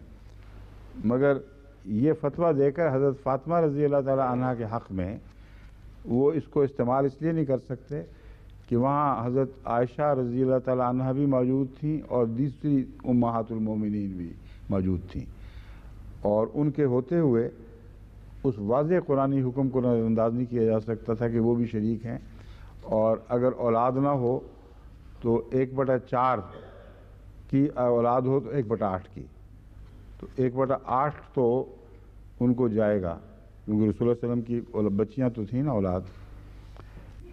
یہ بحث چھوڑ دیتے ہیں، اور اس کے لیے جو انہوں نے بحثیں اور اٹھائی ہیں وہ ایسی پیچیدہ ہیں کہ ضروری ہے کہ ان کا الگ جواب دیا جائے۔ اس لیے اس حصے پر اس وقت میں اس مضمون کو فی الحال چھوڑتا ہوں۔ شیعہ مسلک کے متعلق ایک الگ پورا وقت چاہیے کہ ورثے کے متعلق ان کے مسلک کی چھان بین کی جائے اور دیکھا جائے کہ اہل سنت سے جہاں اختلاف ہے کس حد تک یہ درست ہیں اور کہاں تک اہل سنت کا موقف مضبوط ہے۔ اب آگے بڑھنے سے پہلے حضرت مسیح موعود علیہ السلام کی ایک عبارت چشمہ معرفت سے ہے جو اس مضمون پر روشنی ڈال رہی ہے اور بہت ہی حاوی ہے ہر پہلو پر۔ یہ پڑھ کے سنا دوں تاکہ اگر اس کے برعکس کوئی بات مثلا اس سے پہلے میں نے کہہ دی ہو تو اس کو کلعدم سمجھا جائے۔ یہ اس امام کا فیصلہ ہے جس کو اس زمانے کا خدا تعالیٰ نے امام بنایا ہے، اور اس کے فہم قرآن کے بعد کسی کا فہم قرآن کوئی حقیقت نہیں رکھتا۔ اس پہلو سے بڑے غور سے اس کو سن لینا چاہیے۔ اب تمہاری اولاد کے حصوں کے بارے میں خدا کی یہ وصیت ہے کہ لڑکے کو 2 لڑکیوں کے برابر حصہ دیا کرو، اور پھر اگر لڑکیاں 2 یا 2 سے بڑھ کر ہوں تو 2 یا 2 سے بڑھ کر۔ یہ قابل غور بات ہے۔ آپ نے بھی فوق اثنتین میں 2 کو شامل فرمایا ہے، نکالا نہیں ہے۔ تو جو کچھ مرنے والے نے چھوڑا ہے اس مال میں سے ان کا حصہ 1/3 ہے، 2/3 ہے۔ 1/3 غلطی سے لکھا گیا ہے، 2 یا 2 سے زائد ہوں تو جو کچھ مرنے والے نے چھوڑا ہے ان کا حصہ 2/3 ہے۔ اس لیے لازماً 2 چھوٹ گیا ہے۔ یہاں ان کو کہیں اگر یہ اصل کتاب میں لفظ 2 چھوٹا ہوئے تو درست کریں اس کو، ہاں کتاب سے چھوٹا ہوا اس کو درست کریں۔ اور اگر لڑکی اکیلی ہو تو مال متروکہ میں سے نصف کی مستحق ہے۔ یہ تو بالکل مسلمہ بات ہے سب کی۔ اور میت کے ماں باپ کو یعنی دونوں میں سے ہر ایک کو اس مال میں سے جو میت نے چھوڑا ہے 6واں حصہ ہے، اس سے زیادہ نہیں ہے۔ اور یہ اس حالت میں کہ مرنے والا کچھ اولاد چھوڑ گیا ہو۔ تو اس بارے میں بھی جو میں نے اب تک کہا تھا اس میں سے کوئی ایسی بات نہیں جو مسیح علیہ السلام نے وہی نہ فرمائی ہو۔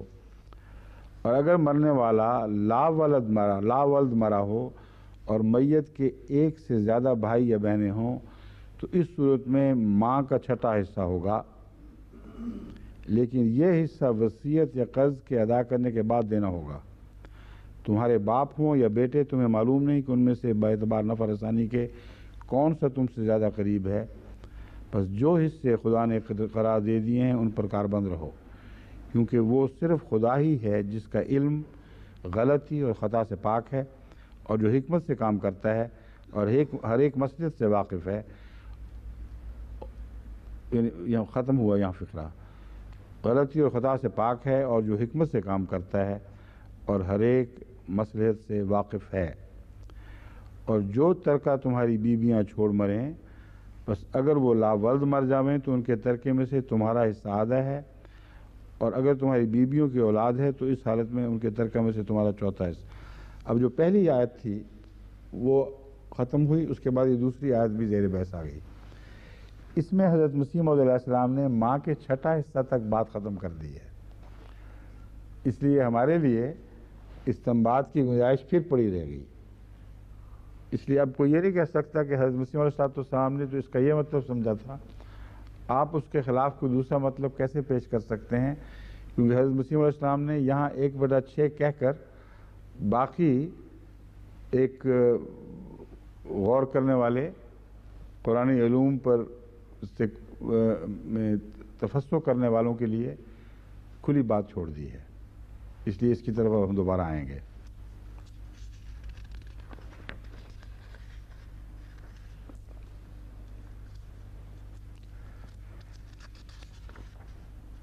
حضرت مسلم موعود، 2 لڑکیوں کا حصہ، یوصیکم اللہ، وصیت کا مسئلہ یہاں سے شروع کیا۔ پہلا حکم یہ دیا کہ مرد کا حصہ 2 عورتوں کے برابر ہے، پھر فرمایا کہ اگر 2 سے زیادہ عورتیں ہی ہوں تو ان کا یہ حکم ہے کہ 2 ثلث وہ لے لیں، باقی سے ان کا تعلق نہیں۔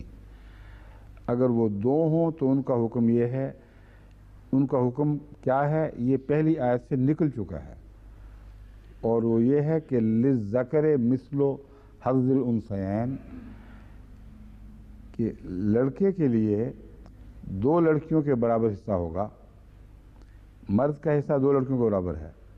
اب اگر ایک لڑکی ہو اور ایک مرد ہو تو مرد کو کتنا ملے گا؟ 2/3۔ اس لیے اگر 2 لڑکیاں ہوں تو 2/3 ہونا چاہیے، کیونکہ دونوں کا حصہ برابر ہے۔ اس لیے فرمایا کہ فوقسنتین کی بحث لفظ فوق کی وجہ سے مضمون کو نہیں بدل سکتی، کیونکہ فوقسنتین میں تو بات کھل گئی، رہیں 2 تو ان کا استنباط اس وجہ سے ہو رہا ہے کہ للذکر مثل حظ الانثیین نے ایک دائمی اصول بیان کر دیا کہ اولاد اگر ہو تو لڑکے کا حصہ 2 لڑکیوں کے برابر۔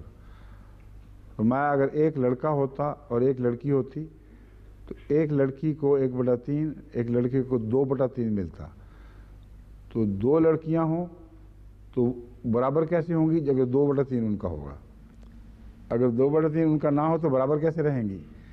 بس آپ نے ایک اور بڑے لطیف انداز میں یہ جو بحث تھی فوق کی اس کو بائی پاس کر دیا، اور قرآن کے اندر موجود اصول کو نمایاں کرتے ہوئے اس سے استنباط کر دیا ہے، جو بہت ہی وزنی استنباط ہے اور بڑا لطیف استنباط ہے۔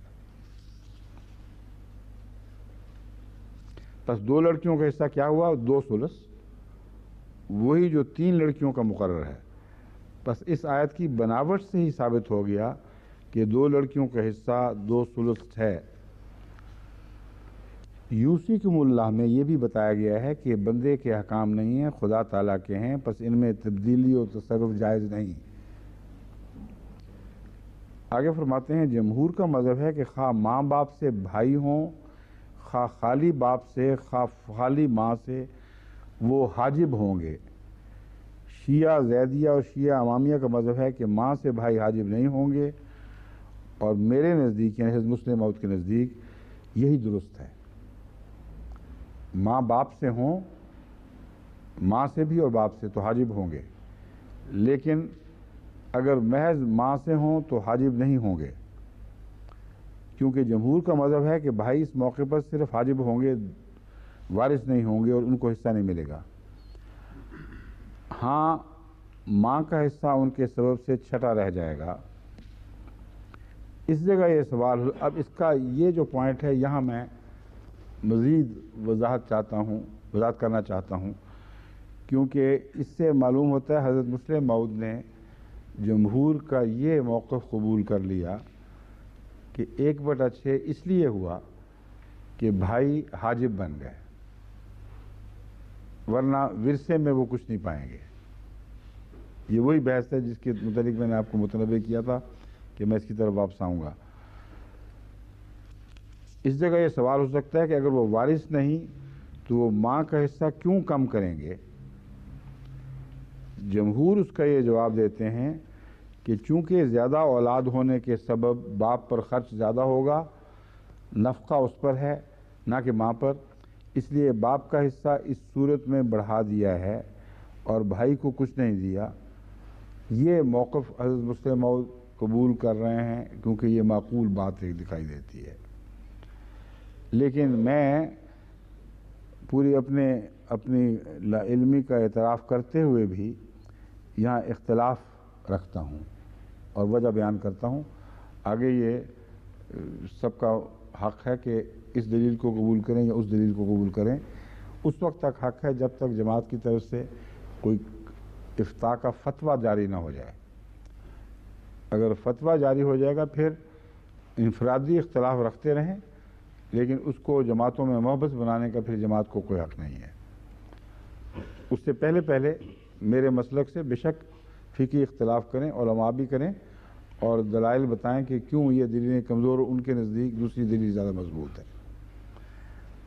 میرے نزدیک بھائیوں کو محض ایک کیٹلیٹک ایجنٹ سمجھنا درست نہیں ہے. ورثے کی بحثیں ہو رہی ہیں اور کوئی شخص جس کا ذکر آتا ہے وہ ورثے کے تعلق میں ہی آ رہا ہے، اور 1/6 کی یہ دلیل کہ بھائیوں نے اس لیے کم کر دیا کہ ماں باپ پر بوجھ بڑھ گئے، مگر باپ زیادہ ذمہ دار ہے، ماں کم ہے، اس لیے درست نہیں میرے نزدیک. کہ یہ بات اس بیٹے کے مرنے سے پہلے بھی تو اسی طرح تھی. جو ذمہ داریاں باپ ادا کر رہا تھا وہ ذمہ داریاں اسی طرح چلی آ رہی ہیں، ان میں تو کوئی فرق نہیں پڑا. اور کیا اس بیٹے کے مرنے کا انتظار تھا کہ وہ مرے تو باپ کے ہاتھ مضبوط ہوں تاکہ باقی اولاد پہ خرچ کر سکے؟ اور اگر باقی اولاد پر خرچ کرنا مقصود تھا تو باقی اولاد کو دے کر بھی تو وہ ذمہ داریاں کم ہو جاتی ہیں. پوائنٹ سمجھ رہے ہیں بات؟ باقی اولاد ہی کو اگر پیش نظر رکھا گیا ہے اور اس لیے ماں کا حصہ کم کیا گیا ہے، تو اس صورت میں کہ باپ کو 2/3 مل جائے، یہ بحث بنے گی نا پھر. تو 1/3 سے 2/3 ان کو مل جائے گا نہ، 1/6 ماں کا رہے گا، 2/3 باپ کو مل جائے گا. وجہ یہ ہے کہ وہ وارث بنے، اور وارث بننے میں بدرجہ اولاد ہوئے. اگر وہ منزلہ اولاد ہوئے تو 1 اور 2 کی نسبت قائم ہوگی. یہ اصول بنایا گیا ہے.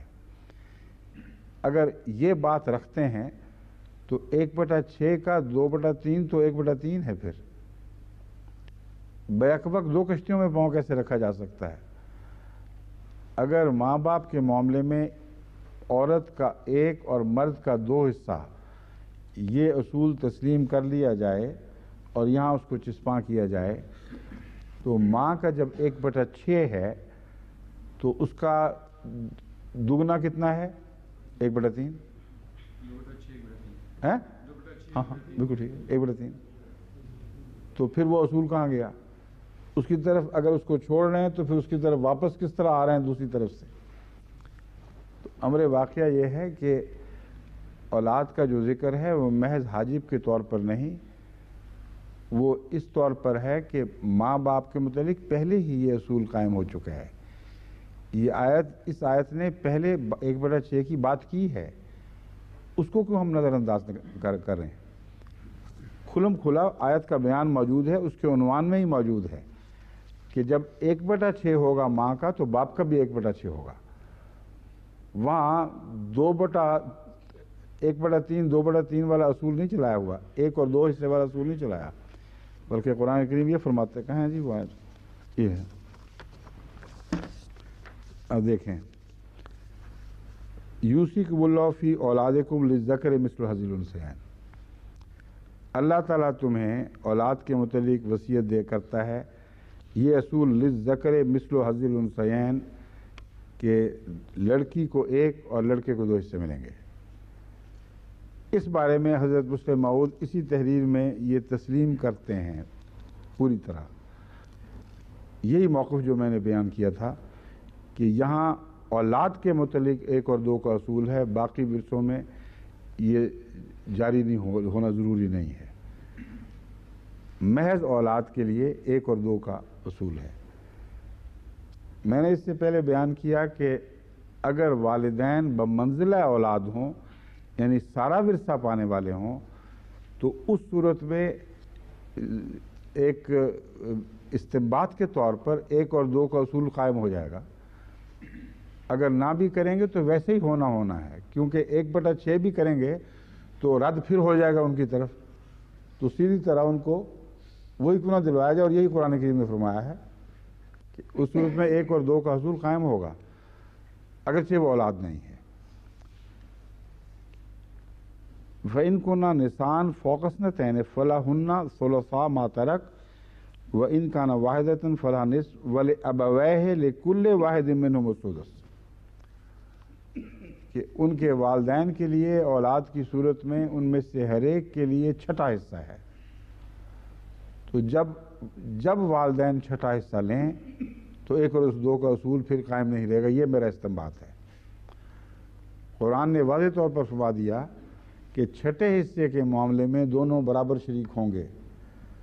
بس آخر پر جب ماں کا چھٹا حصہ بیان فرمایا ہے تو وہی بات ہے جو پہلے بیان ہو چکی ہے کہ جب چھٹے حصے کی بحث آئے گی تو ماں کا کہہ دیا جائے تو باپ کا اسی طرح ہوگا جس سے پہلے بیان ہو چکا ہے، اور اس طرح آیت کا جو ربط ہے وہ ٹوٹتا ہی نہیں، اور ایک اندرونی مضبوط ایک دوسرے کے ساتھ مطابقت پیدا ہوتی ہے اور باہر جانے کی ضرورت نہیں رہتی۔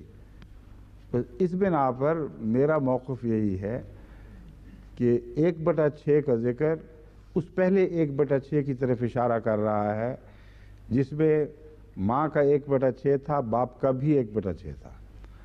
بس جب 1/6 ماں کا بیان کیا جائے تو باپ کا از خود وہی ہوگا جو پہلے بیان ہو چکا ہے، اور جہاں ماں کا 1/3 بیان کیا ہے وہاں باپ کا 2/3 ذکر کر دیا تبھی، تاکہ اس میں غلط فہمی نہ ہو۔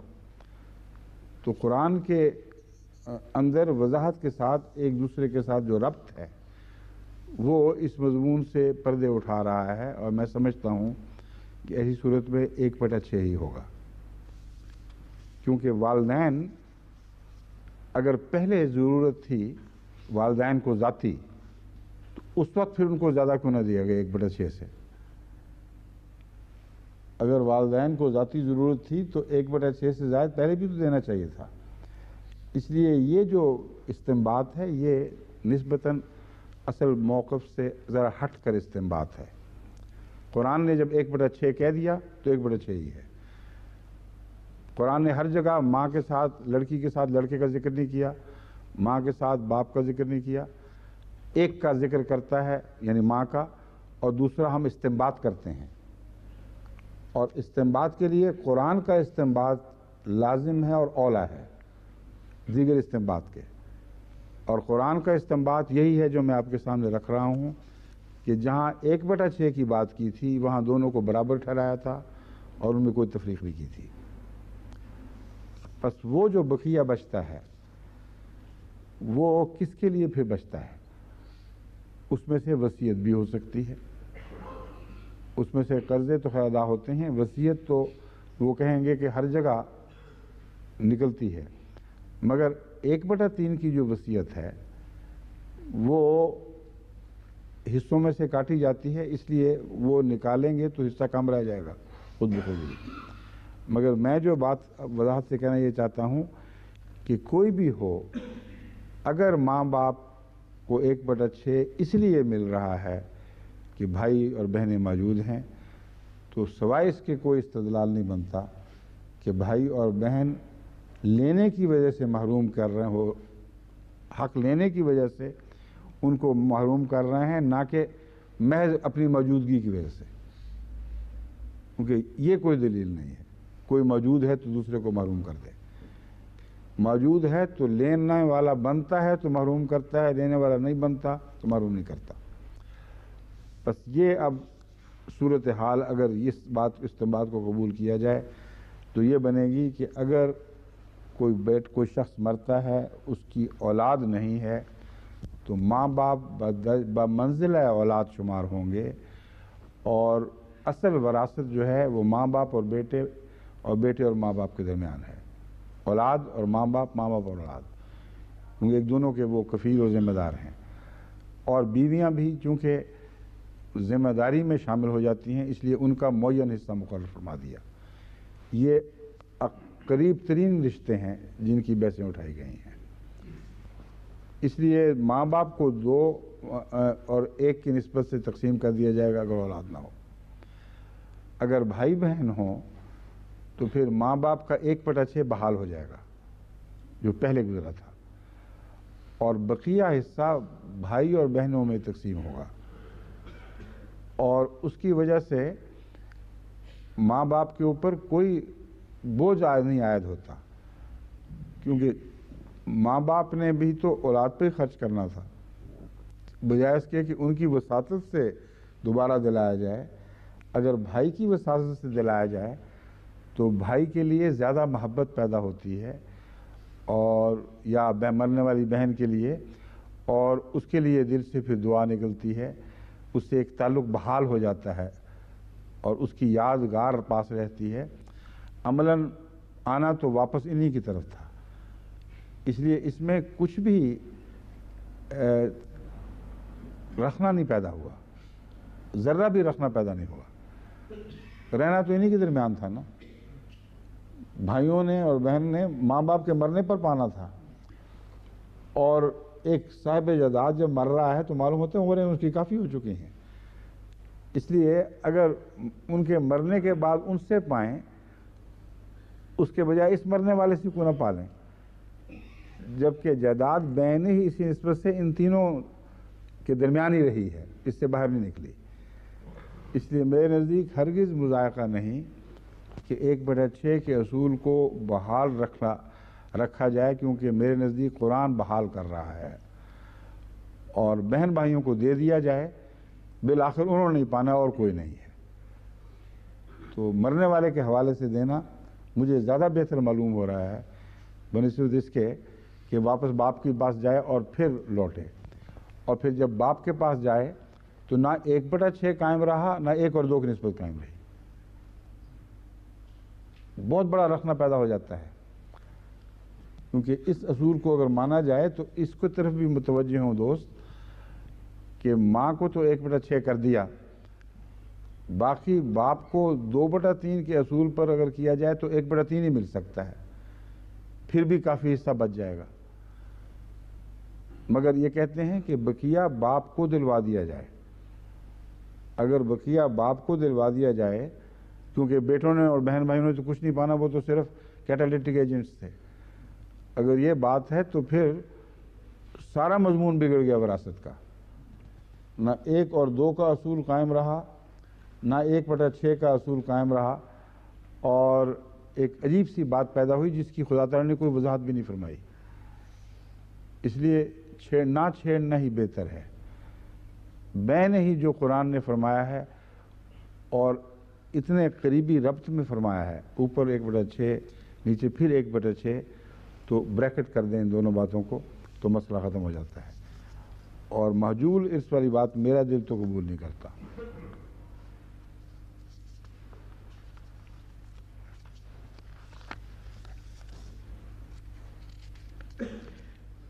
محجوب الارث ان معنوں میں کہ وارث ہے ہی کچھ نہیں، وہ صرف حجاب ہی پیدا کرتا ہے، ورنہ باقی سب جگہ حجاب پیدا کرنے والے وارث ہیں۔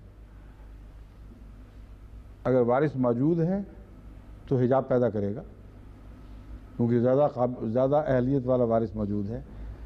وارث نہ ہو اور صرف پردہ کھڑا ہو جائے اسکرین بن کے، یہ بات میرا دل قبول نہیں کر سکتا۔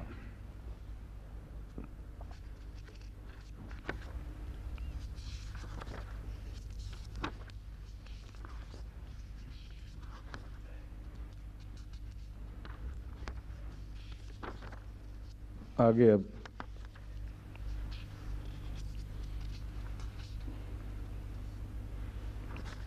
یہ سارے ہو چکے ہیں۔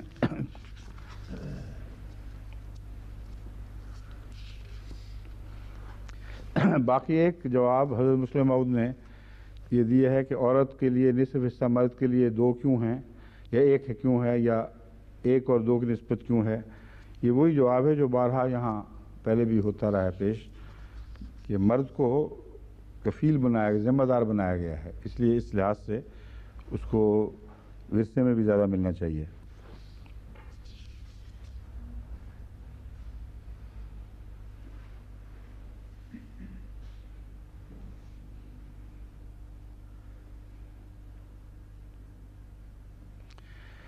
اب حضرت مسلم موعود نے یہاں پہنچ کر مشکل محسوس کی ہے خود، کہ اگر 1/6 ماں کو دیا جائے اور باقی سارا باپ کو دے دیا جائے تو نسبت بدل جائے گی 1 اور 2 کی. تو کیا حل ہے اس کا پھر؟ اور کچھ حصہ بچ جائے گا. اگر نسبت قائم رکھو تو کچھ حصہ بچ جائے گا.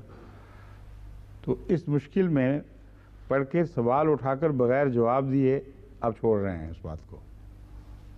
فرماتے ہیں یہاں پر سوال اٹھایا جاتا ہے کہ اگر کوئی ایسی عورت مر جائے جس کی اولاد نہ ہو تو اس کی جائیداد سے 1/3 حصہ تو اس کے خاوند کا ہوگا اور 1/3 حصہ اس کی ماں کا. تو اس کے باپ کا حصہ کیا ہوگا؟ باقی 1/6 حصہ بچتا ہے. یہ تو باپ کا نہیں ہو سکتا کیونکہ یہ عورت کے حصہ سے کم ہے. اس کے متعلق یہی کہنا کافی ہے کہ جب خدا تعالیٰ نے باپ کا حصہ بیان نہیں فرمایا تو ہمیں اس کے مقرر کرنے کی حاجت نہیں ہے. اب یہ جو مسئلہ ہے اگرچہ ایک اور حوالے سے پیش ہوا ہے، مگر میرے نزدیک اگر آیت کو اسی طرح آیت کی پیروی کی جائے جو میں نے جس طرح کر کے دکھائی ہے تو یہ مسائل اٹھتے نہیں ہیں.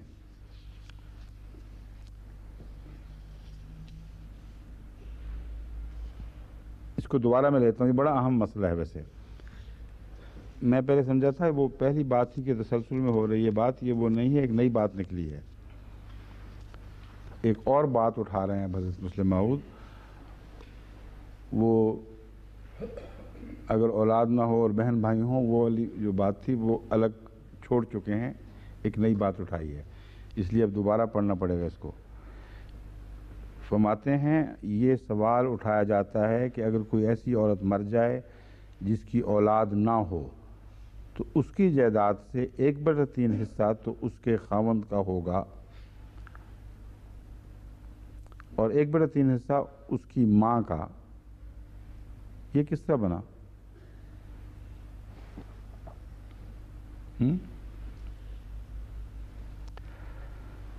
کیوں جی امام صاحب کہاں غائب ہو گئے؟ ایسے مشکل موقعوں پہ چھپ جاتے ہیں اکثر. اگر کوئی ایسی عورت مر جائے جس کی اولاد نہ ہو،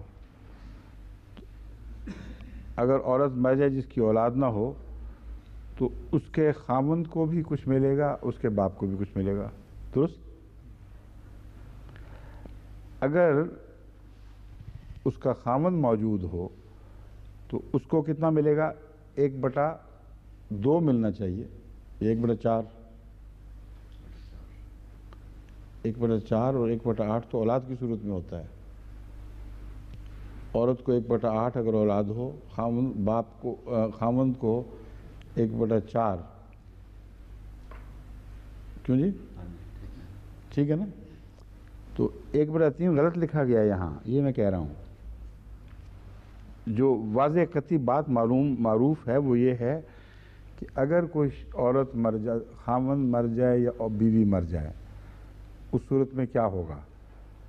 اگر خاوند مر جائے اور بے اولاد مرے تو بیوی کو 1/4 ملے گا، اور اگر بیوی مر جائے تو خاوند کو 1/2 ملے گا. اگر صاحب اولاد ہوں اور بیوی مر جائے تو خاوند کو بیوی کی جائیداد میں سے 1/4 ملے گا، اور اگر خاوند مر جائے اور صاحب اولاد ہو تو بیوی کو 1/8 ملے گا. یہ ہے اصول. اس لیے جو لکھا گیا ہے اس کو نظر انداز کرتے ہوئے جو صورتحال حضرت مسلم موعود پیش فرما رہے ہیں ہم اسی کی بحث کرتے ہیں. صورتحال یہ پیش فرما رہے ہیں کہ اگر کوئی عورت مر جائے جس کی اولاد نہ ہو، یہ سوال ہے، تو اس کے خاوند کو کیا ملے گا؟ 1/2.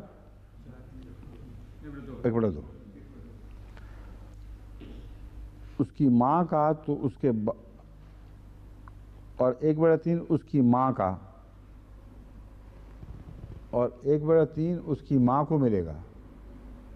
خاوند کو 1/2 اور 1/3 ماں کو کیوں ملے گا؟ یہ بتائیں آپ. ہیں؟ اسی کی ماں کہہ رہا ہوں میں، دادی کی بات تو نہیں کر رہا. 1/3 کیوں ملے گا؟ میں یہ کہنا چاہتا ہوں، اب اسی مضمون کی طرف واپس جائیں تو نجات وہیں ملے گی جو میں پہلے مسلک پیش کر چکا ہوں۔ 1/3 اور 2/3 اگر اولاد نہ ہو تو ایک حصہ ماں کا اور 2 حصے باپ کے، یہ تسلیم کیا گیا نا۔ بھائیوں کو غیر وارث سمجھ لیا گیا، اس لیے یہ چکر پڑ گیا سارا۔ بھائیوں کو تو غیر وارث قرار دے دیا، مگر اگر خاوند ہو تو وہ تو وارث بن گیا نا، اور خاوند لے لے گا تو ماں کو کا ذکر ہے 1/3 اس کو دو، وہ سمجھا جائے گا کہ اس صورت میں اولاد نہیں ہے تو وہی اصول ہوگا، اور 1/3 بیوی کو ماں کو مل گیا، باپ خالی، اور یہ ہو نہیں سکتا، کیونکہ ہر صورت میں خاوند کے حق کو عورت کے حق سے زیادہ سمجھائے گا۔ یہاں پہنچ کر حضرت مسلم موعود چونکہ ایک دفعہ وہ موقع اختیار کر چکے ہیں، اس لیے یہاں کے ٹھہر گئے ہیں اب، اور فرماتے ہیں کہ جب خدا نے ذکر نہیں کیا تو پھر ہم بھی نہیں کچھ بات کرتے۔ یہ درست میں درست نہیں سمجھتا اس کو۔ میرے نزدیک اصل وجہ وہی ہے جو وہاں ایک دفعہ قدم دوسری طرف اٹھ گیا ہے۔ بھائیوں کو اس لیے پیش کیا گیا ہے کہ وہ وارث ہیں۔ بس یہ ترجمہ کرنا پڑے گا کہ اگر کوئی شخص مر جائے اور اس کی اولاد بھی نہ ہو اور دوسرا کوئی وارث بھی نہ ہو تو پھر ماں کو 1/3 اور باپ کو 2/3، مسئلہ ختم۔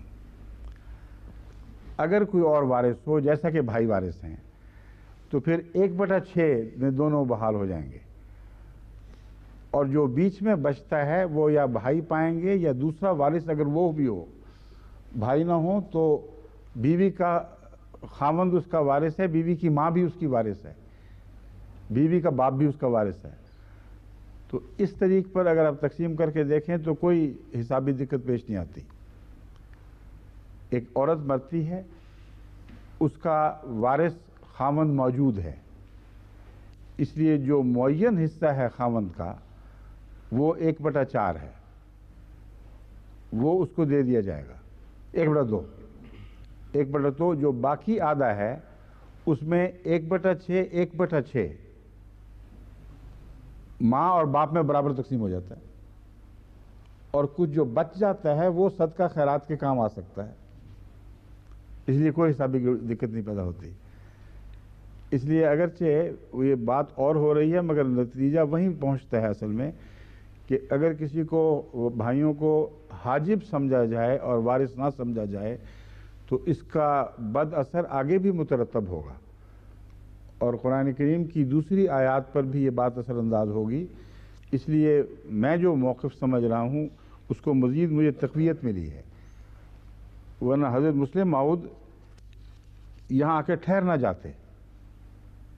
اب یہ تقوی کا تقاضا تھا، ٹھہر گئے، ورنہ کوئی اور عالم ہوتا اس نے کوئی نہ کوئی چیز نکال لینی تھی۔ مگر ضروری تو نہیں کہ ہر بات ہر ایک کو بیان ہی اسی طرح سمجھ آ جائے، اللہ کی مرضی ہے۔ بعض دفعہ ایک بہت بڑے علماء بعض نہیں باتیں سوچ رہے ہوتے، چھوٹے کو سوچ جاتی ہے، بعض دفعہ باپ کو سمجھ نہیں آتی، بیٹے کو سمجھ آ جاتی ہے۔ حضرت داؤد اور حضرت سلیمان کا جو کہ سامنے جو مقدمہ پیش ہوا تو اللہ تعالیٰ فرماتا ہے فہمنا نہیں ہاں یا ہو ہے ہاں ففہمناہا سلیمان، داؤد کو کیوں نہ سکھا دیا اللہ میاں نے؟ مقدمہ ایسے وقت میں پیش ہوا جبکہ دونوں زندہ تھے، ان کے سامنے پیش ہوا ہے۔ حضرت داؤد کو نہیں سکھایا، سلیمان کو سکھا دیا۔ مراد یہ ہے کہ اللہ تعالیٰ نے جو صلاحیتیں ان باتوں کی بخشی تھیں ان میں سلیمان کو ایک چیز سمجھ آئی، حالانکہ حضرت داؤد کو نہیں آ سکی تھی، وہ سوجی نہیں، تو کوئی گستاخی نہیں ہے۔ اس لیے کوئی اگر یہ کہہ کہ تم کون ہوتے، تمہاری کیا حیثیت ہے مسلم موعود کے سامنے کھڑے ہو کر ان کے استدلال پر ایک تبصرہ بھی کر رہے ہو، میری کوئی حیثیت نہیں، مگر ایک بات لازم ہے کہ جو قرآن کو عزت دے گا وہی عزت پائے گا۔ ہماری اول وفا ماں باپ یا اپنے بزرگوں کے فیصلوں سے نہیں بلکہ قرآن سے وفا ہے، اور اس راہ میں سوائے حضرت مسیح موعود علیہ السلام کے فتوے کے میں اس دور کے اوپر کسی اور کا فتویٰ جاری نہیں سمجھتا، کیونکہ مسیح موعود کو خدا نے امام مہدی کا لقب دیا اور سارے دور کے بادشاہ بنائے گئے ہیں۔ خلفاء اپنے وقت میں اپنے فتووں کے اوپر فیصلہ عمل درآمد کرانے کے مجاز ہیں۔ دوسرے خلیفہ کے سامنے پہلے خلیفہ کی رائے ایک سند کے طور پر اس طرح پیش نہیں کی جا سکتی کہ چونکہ اس نے فیصلہ دے دیا تھا اس لیے تم اس کے خلاف بات نہیں کر سکتے۔ اگر استنباط قرآن سے ہو اور حدیث سے ہو اور عقل سے ہو تو پھر ہر خلیفہ وقت کو اختیار ہے۔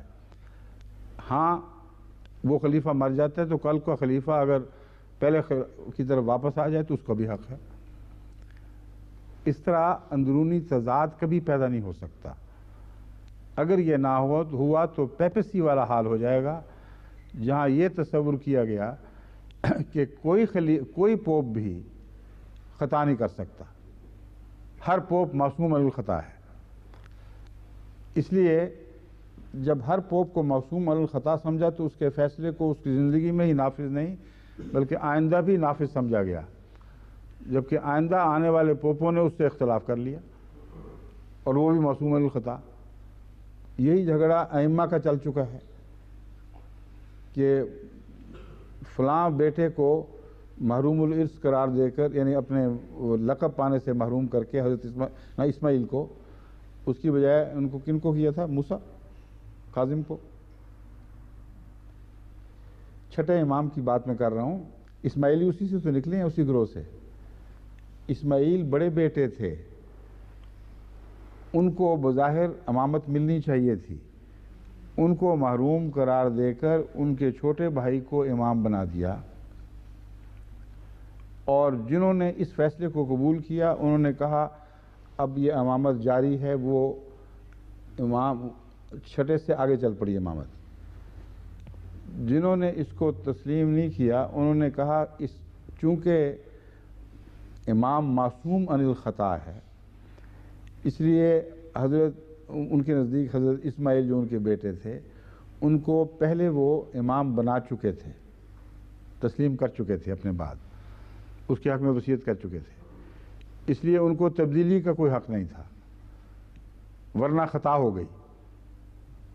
اس لیے وہ فیصلہ کالعدم ہے ان کا اپنا، اور اس طرح ان کا معصوم عن الخطا ہونا ثابت کر گیا کہ ان کا اپنا فیصلہ دوسرے بیٹے کے حق میں خطا ہے۔ تو یہ اندرونی تضاد تو بڑا واضح ہے، لیکن اس کو نظر انداز کر کے جب معصوم عن الخطا کی بحثوں میں پڑھتے ہیں تو یہ سارے معاملات، یہ سارے جھگڑے شروع ہو جاتے ہیں۔ کوئی خلیفہ بھی معصوم عن الخطا ان معنوں میں نہیں ہے۔ ان معنوں میں تو ہم ایمان رکھتے ہیں کہ خلیفہ کا ایسا فیصلہ جو جماعت کے مفادات سے تعلق رکھتا ہو، اگر غلط ہوگا تو اللہ تعالیٰ حفاظت فرمائے گا، کیونکہ اس وقت اس کی بات ماننی ضروری ہو گئی، اور یا اس کو خود سمجھا دے گا اور وہ فیصلہ تبدیل کر دے گا، یہ جماعت کو اس کے شر سے بچائے گا۔ اور آج تک جو تاریخ ہے کلیتاً اس کی تائید کر رہی ہے کہ خلیفہ وقت کا کوئی فیصلہ کبھی بھی جماعت کے خلاف مضر ثابت نہیں ہوا، مگر یہ کہ قرآن کریم کے بعض آیات کی تفسیر میں یا مسائل کی تحقیق میں ہر خلیفہ معصوم عن الخطا بالکل غلط ہے۔ اگر یہ ہو تو حضرت خلیفۃ المسیح اول کے خلیفۃ المسیح ثانی سے اختلافات یا برعکس کہنا یہ کیسے ہو گئے؟ مسائل میں کئی مسائل میں اختلافی تفسیری مسائل میں میں پہلے بھی کر چکا ہوں اختلاف۔ بعض لوگوں نے مجھے بڑا ناپسندیدگی کا اظہار بھی کیا، میں نے کوئی پرواہ نہیں کی۔ میں نے کہا میں نے تمہیں جان نہیں دینی، اللہ کو جان دینی ہے۔ تقویٰ سے جو چیز مجھے جب تک دکھائی دے گی میں وہی کہوں گا جو مجھے دکھائی دے رہی ہے، لیکن اس سے پہلے کہ میں اس بات تک پہنچوں، میں دعا کے بعد، استغفار کے بعد اللہ تعالیٰ سے مدد ہمیشہ مانگتا ہوں کہ اگر یہ غلطی ہے تو مجھے اس دوسری ٹھوکر سے بھی بچا لے۔ پھر ایک تو غلط بات کہوں اور دوسرے اپنے سے بالا صاحب علم اور صاحب مقام آدمی کی بات کے مخالف ایک اور بات پیش کروں۔ یہ دو ٹھوکریں ہو گئی نا۔ لیکن اگر یہ نہ ہو تو میں لازماً مجبور ہوں وہی کہوں گا جو قرآن مجھے سمجھ آئے گا، وہی کہوں گا جو استنباط میرے دل تقویٰ کے ساتھ کرے گا، اور اس وقت تک یہ فیصلہ چلے گا جب تک میں زندہ ہوں۔ جب میں مر جاؤں گا تو اگلے خلیفہ کا حق ہے خواہ میرے ساتھ موافقت کرے یا پہلے کسی اور سے موافقت کرے، لیکن تضاد نہیں ہوگا، کیونکہ ہر خلیفہ کا دور اس کے اپنا دور ہے۔ مسیح موعود سے نہ میری مجال ہے کہ کوئی اختلاف کرے، نہ کسی آئندہ آنے والے خلیفہ کی مجال ہے کہ وہ اختلاف کرے، اس لیے مسیح موعود خدا کے مقرر کردہ امام ہیں۔ ان معنوں میں معصوم عن الخطا کے جو بھی معنی ہیں آپ پر پورے آتے ہیں، لیکن ایک اور جھگڑا پیدا ہو سکتا ہے، اس کی وضاحت بھی کر دوں۔ کوئی شخص کہے کہ میں مسیح موعود کا یہ مطلب سمجھتا ہوں اور آپ یہ سمجھ رہے ہیں، اس لیے آپ غلط کہہ رہے ہیں، اس میں پھر خلیفہ وقت کی بات مانی جائے گی۔ خلیفہ وقت کے لیے ناممکن ہے کہ مسیح موعود کا ایک موقف سمجھ کر پھر اس کے مخالف کوئی تصور بھی باندھ سکے، یہ ہو ہی نہیں سکتا۔ اس لیے کوئی ماں سے زیادہ چاہے گا تو پھپا کٹ نہیں ہوگا، یا غلط فہمی ہوئی ہوگی بیچارے کو۔ یہ تو حق ہے اس کا کہ وہ یہ لکھے خلیفہ وقت کو کہ آپ کی بات سن لی، مگر مجھے ابھی بھی یہی لگ رہا ہے کہ حضرت مسیح علیہ السلام کا یہ مسلک نہیں، وہ مسلک نہیں۔ اس پہ کوئی اعتراض نہیں، کوئی مجھے لکھتا ہے تو ٹھیک ہے، آپ یہی سمجھتے رہیں، مگر جماعت کے سامنے ایک موقف حضرت مسیح علیہ السلام کا خلیفہ وقت پیش کرتا ہے، اس کے مقابل پر کسی شخص کو اپنے دوسرے موقف پیش کرنے کا کوئی حق نہیں ہے۔ یہ اور بات ہے، سمجھ گئے ہیں بات؟ اب آج کا درس ختم، کل انشاءاللہ پھر اکٹھے ہوں گے۔ وہ نکالیں اب شیعوں والے حصے جو ہیں نا، یہ دیکھیں، یہ ہے پلندہ سارا، اس کے متعلق منگوائیں تفصیلی روایات۔ السلام علیکم۔